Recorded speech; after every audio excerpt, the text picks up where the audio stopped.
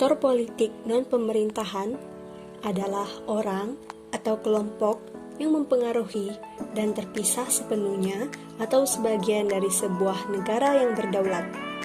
Sejak Perang Dunia Kedua, jumlah aktor non-negara meningkat secara drastis. Perkembangan ini setidaknya dipengaruhi oleh dua hal, yaitu perkembangan transportasi dan teknologi informasi komunikasi, serta ketidakmampuan sistem negara untuk menyediakan kebutuhan dasar seperti keamanan.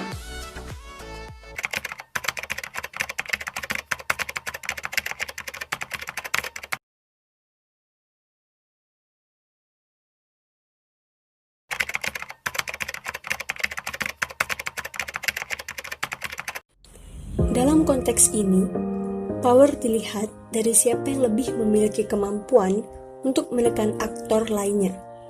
Jadi, ketika aktor non-negara dengan private rules-nya sanggup menekan kepentingan nasional negara, maka aktor non-negara dalam kasus tersebut menjadi lebih kuat dari aktor negara.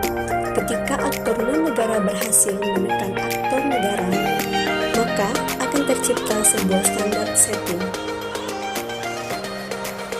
Aktor non-negara atau outside government pada umumnya meliputi yang pertama, kelompok-kelompok kepentingan atau interest groups yang bisa berwujud NGO, akademisi peneliti dan konsultan, pihak swasta atau perusahaan yang memberikan layanan sesuai permintaan pemerintah, politisi, media massa, dan opini publik. Kelompok-kelompok kepentingan atau interest groups yang bisa berwujud NGO.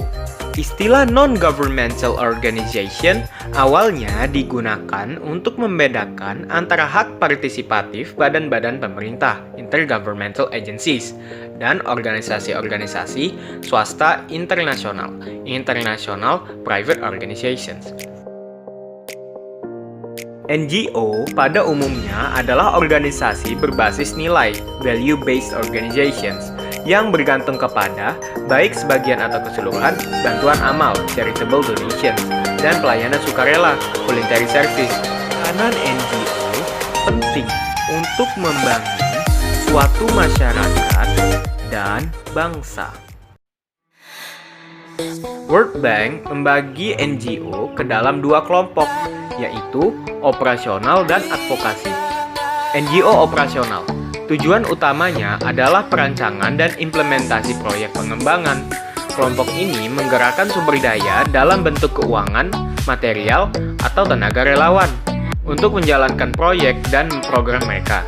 NGO operasional ini masih dapat dibagi atas tiga kelompok besar. 1. Organisasi berbasis masyarakat yang melayani suatu populasi khusus dalam suatu daerah geografis yang sempit. 2. Organisasi nasional yang beroperasi dalam sebuah negara yang sedang berkembang. 3. Organisasi internasional yang pada dasarnya berkantor pusat di negara maju dan menjalankan operasi lebih dari satu negara yang sedang berkembang. NGO advokasi, tujuan utamanya adalah mempertahankan atau memelihara suatu isu khusus dan bekerja untuk mempengaruhi kebijakan dan tindakan pemerintah untuk atau atas isu itu. Berlawanan dengan manajemen proyek operasional, organisasi ini pada dasarnya berusaha untuk meningkatkan kesadaran dan pengetahuan dengan melakukan lobby, kegiatan pers, dan kegiatan-kegiatan aktivis. NGO advokasi dapat pula dikelompokkan berdasarkan orientasi dan tingkat operasi. 1. Berdasarkan orientasi. Orientasi amal, charitable, sering melibatkan kerja pola top-down dengan sedikit partisipasi penerima manfaat. Orientasi pelayanan mencakup NGO yang aktivitasnya berupa penyediaan jasa pelayanan kesehatan, perencanaan keluarga, atau pelayanan pendidikan. 2. Berdasarkan tingkat operasi. Organisasi berbasis masyarakat muncul dari inisiatif orang-orang itu sendiri. Ini dapat mencakup klub olahraga, organisasi perempuan, organisasi jiran, organisasi agama, atau pendidikan.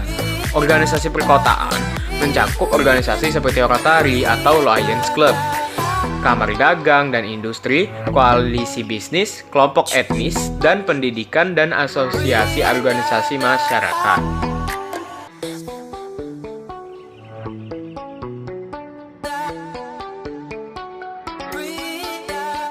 Public-private partnership merupakan hubungan kerjasama pemerintah dengan publik dalam pelaksanaan pembangunan melalui investasi dengan melibatkan pemerintah, pihak swasta, masyarakat, dan NGO. Masing-masing pihak memiliki peran dan fungsi dalam pelaksanaan pembangunan. Proses kerjasama yang terjalin antara pemerintah dan pihak swasta dapat dilakukan dalam beberapa cara, yaitu melalui service contract, management contract, lease contract, concession, BOT atau Build Operation Transfer, joint venture agreement, dan community-based privacy. C. Politisi. Politisi merupakan sebuah partai politik yang terdiri dari sekelompok orang yang berpikiran sama, yang bekerja bersama sebagai sebuah unit untuk mempengaruhi masyarakat umum. Pemilihan konteks untuk mendapatkan kendali atas pemerintah, seperti contohnya infrastruktur politik. Berikut fungsi partai-partai politik dan contoh peranan partai politik, di antaranya sebagai berikut. 1. Membuat kerja pemerintahan parlementer menjadi mungkin. Parlemen terdiri dari wakil rakyat. Partai-partai politik mengatur wakil-wakil ini di garis partai. Yang kedua, partai politik merumuskan kebijakan publik. Setiap partai politik memperjuangkan pemilihan untuk mencapai tujuannya yang tergabung dalam manifesto politik mereka. Ketiga, partai politik mendidik opini publik. Di sini, para pihak dalam sistem pemerintahan apapun yang mengedukasi, merumuskan, dan mengatur opini publik. Lalu yang keempat, partai politik memberikan stabilitas politik. Maksudnya, partai-partai politik di lebih dari satu cara bersatu, menyederhanakan, dan menstabilkan proses politik negara. D. Media massa. Pers atau media massa yang memiliki kebebasan dalam menyampaikan informasi menjadi ciri bagi negara demokrasi. Komunikasi antara pemerintah dan masyarakat tersebut dapat dilakukan melalui peran media massa untuk menghubungkan antara keduanya. Fungsi dari media massa sendiri ialah sebagai berikut. 1. Memberi informasi kepada publik. Media dapat berperan menyampaikan kebijakan, program, dan peraturan-peraturan negara secara cepat dan luas kepada masyarakat. 2. Menjadi sarana pemerintah untuk mensosialisasikan program kepada warganya. Media dapat menjadi corong pemerintah, yaitu sebagai alat pemerintah untuk mempengaruhi dan mengajak warga negara agar mendukung dan tunduk terhadapnya. 3. Mengadakan investigasi dan penyidikan terhadap masalah publik atau masalah yang menyangkut masyarakat luas. Media dapat melakukan penyidikan dan laporan mendalam suatu masalah publik yang sebelumnya masyarakat tidak mengetahuinya. E. Opini publik. Ada peran opini publik dalam komunikasi politik yang tidak bisa dilepaskan dalam kaitannya pencapaian tujuan-tujuan yang bersifat politik. Opini publik sendiri bisa dianggap sebagai suatu pendapat, kepercayaan, atau keyakinan masyarakat dalam menghadapi suatu isu. Maka, sebuah opini publik sangat penting fungsinya terhadap politik yang ada. Beberapa contohnya yaitu demokrasi yang semakin terasa, membuat kontroversi politik, kebebasan berkomunikasi terjamin, meneruskan informasi politik. F. Lembaga-lembaga donor. Salah satu contoh dari lembaga donor ialah Bank Dunia. Berbicara mengenai Bank Dunia berarti akan menggambarkan sebuah lembaga keuangan internasional yang memberikan pinjaman ke negara-negara berkembang untuk program permodalan. Dana hutang yang diberikan kepada Indonesia antara lain dalam bentuk hutang proyek dan hutang dana saudara. Fungsi Bank Dunia sendiri bagi negara yakni sebagai berikut. Untuk meningkatkan kesejahteraan penduduk melalui program kesehatan dan pendidikan, menguatkan kemampuan pemerintah dalam pemberian pelayanan berkualitas, efisien, dan transparan, pelestarian lingkungan hidup, mendorong dan mendukung pengembangan bisnis sektor swasta, turut ambil andil dalam pembentukan stabilitas lingkungan ekonomi makro sehingga tetap dalam kondisi kondusif. Oke, kelompok sasaran kebijakan. Kelompok sasaran adalah bagian tidak terlepas atau tidak terpisah dari pencapaian tujuan bimbingan dan penyuluhan pada masyarakat. Kelompok sasaran berdasarkan kenyataan di tengah masyarakat, ada yang sudah terbentuk dan ada pula yang belum terbentuk.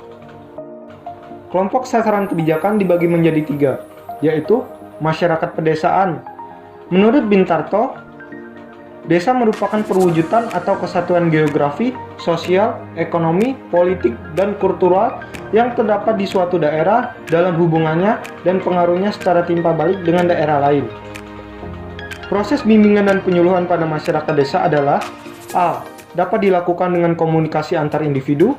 B. Memberikan bimbingan untuk meningkatkan pengetahuan dan keterampilan pada masyarakat desa. C. Membina kerjasama antara lembaga yang ada di dalam masyarakat desa untuk pembangunan. Yang kedua merupakan masyarakat transmigrasi.